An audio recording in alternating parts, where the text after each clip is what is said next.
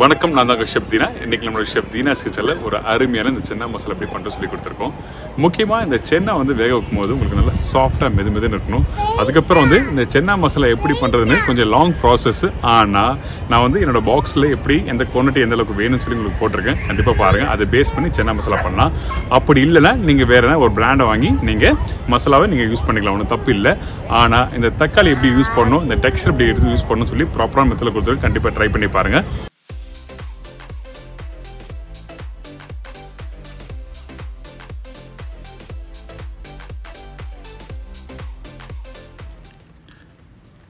இப்போ இந்த பேனில் கொஞ்சம் லைட்டாக 2 ஸ்பூன் அளவுக்கு, அதாவது பெரிய டேபிள் ஸ்பூன் அளவுக்கு எண்ணெய் ஆட் பண்ணியிருக்கோம்.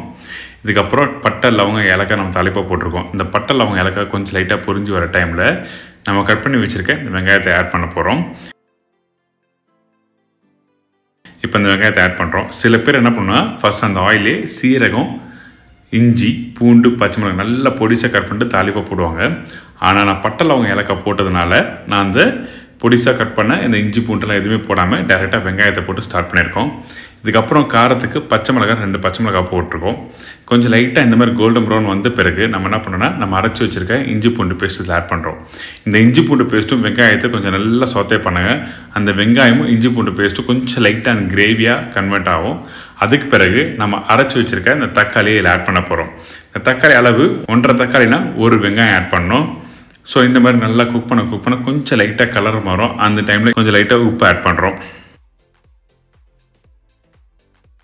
ஸோ இந்த உப்பு போட்ட பிறகு கொஞ்சம் லைட்டாக நல்லா மிக்ஸ் பண்ண அந்த பச்சை வாசனை போகிற டைமில் நம்மக்கிட்ட இருக்க இந்த ஸ்பைசஸ் பவுடர் ஆட் பண்ணுறோம். இந்த ஸ்பைசஸ் பவுடர் ஃபஸ்ட்டு மஞ்சத்தூள், அந்த பச்சை வாசனை போகிறதுக்காக, தனியா பவுடர் அந்த மசாலாவோட பைண்டிங் கொடுக்கறதுக்காக, அதாவது 1.5 ஸ்பூன் தனியா பவுடர் ஆட் பண்ணியிருக்கேன்.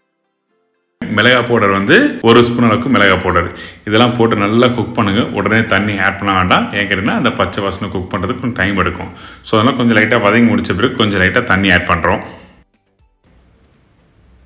தண்ணி ஆட் பண்ண பிறகு அந்த கிரேவி குக் பண்ண அந்த கிரேவி டெக்ஸ்சர் நம்மளுக்கு கிடைக்கும். ஸோ பார்த்தீங்களா, அந்த ரெட்டிஷ் கலரில் அந்த கிரேவி நல்லா குக் பண்ணி வர டைமில் கொஞ்சம் லைட்டாக கொத்தமல்லி போடுங்க. இதுக்கு பிறகு நம்ம வேக வச்ச அந்த சென்னை வேகக்கும் கொஞ்சம் லைட்டாக சால்ட் ஆட் பண்ணுங்க. நல்லா ஒரு 4 மணி நேரம் நல்லா ஊற விடுங்க. 4 மணி நேரம் இல்லை, அதிகபட்சம் ஒரு 6 மணி நேரம் ஊற விடலாம். ஊற விட்ட பிறகு ஒரு கரெக்டாக 4 விசில் விட்டுருக்கேன். இந்த 4 விசில் விட்டு நல்லா வேக வச்ச அந்த சென்னாவோட ஸ்டாக் இதில் ஆட் பண்ணியிருக்கோம். கொஞ்சம் அந்த ஸ்டாக் நல்லா வெந்து வர டைமில் அதுக்கு பிறகு இந்த சென்னாவை இதில் ஆட் பண்ணலாம். இங்கே பாருங்கள், சென்னா எந்த அளவுக்கு சாஃப்டாக வேகணும்னு சும்மா லைட்டாக பிடிச்சாலே அந்த பூ மாதிரி நல்லா ஸ்மாஷ் ஆகணும். அந்த பூ மாதிரி நல்லா ஸ்மாஷ் ஆகணும். ஸோ அந்தளவுக்கு நல்லா மெதுன்னு வேக வச்சா தான் உங்களுக்கு அந்த கிரேவியோட டெக்ஸ்சர் நம்மளுக்கு கிடைக்கும். இப்போது கொஞ்சம் ஸ்மாஷ் பண்ணாமல் அந்த கிரேவி, அதாவது அந்த சாஸ்லேயும் நம்ம போட்டு குக் பண்ணுறோம். அதுக்கு பிறகு கொஞ்சம் லைட்டாக ஸ்மாஷ் பண்ணி போடுறோம்.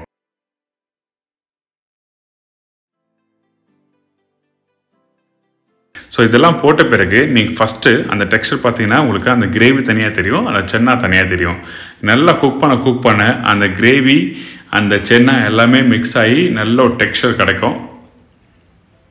சரி, இப்போ நீங்கள் பாருங்கள், அந்த சென்னா போட்ட பிறகு நீங்கள் கிரேவி கொஞ்சம் லைட்டாக லூஸாக இருக்க மாதிரியே தெரியும்.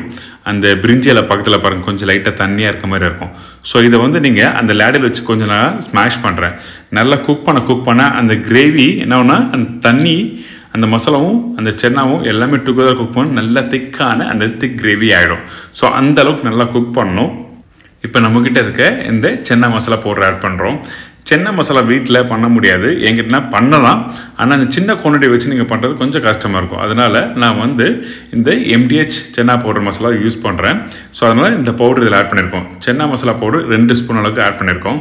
ஸோ இந்த மசாலா கொஞ்சம் லைட்டாக அந்த கெட்டியாக வர டைமில் தான் இந்த சென்னா மசாலா பவுடர் ஆட் பண்ணியிருக்கோம். இப்போ கொஞ்சம் லைட்டாக வாட்டர் ஆட் பண்ணியிருக்கேன்.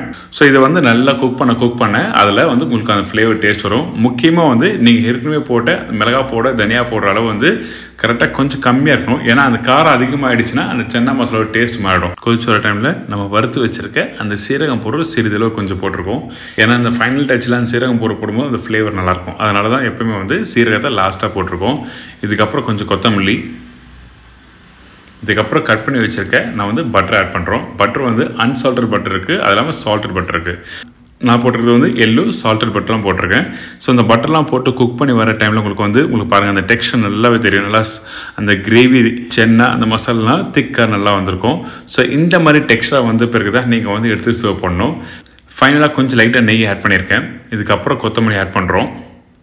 கொத்தமல்லாம் ஆட் பண்ண பிறகு நல்லா அழகாக நல்லா மிக்ஸ் பண்ணி எடுத்து சர்வ் பண்ணால் ஒரு அருமையான ஒரு சென்னா மசாலா கொடுத்துருக்கேன். கண்டிப்பாக ட்ரை பண்ணி பாருங்கள். எனக்கு இந்த ப்ரிப்பரேஷன் எல்லாரும் பார்த்துருப்பீங்க. கண்டிப்பாக நீங்கள் வீட்டில் ட்ரை பண்ணி பாருங்கள். இதே மாதிரி நாளைக்கு ஒரு சுவையான சூப்பரான ப்ரிப்பரேஷன் சந்திக்கிறேன். அதுவரை உங்கள் இடமிருந்து விடைபெறுவது உங்கள் chef Deena. See you, bye bye, take care.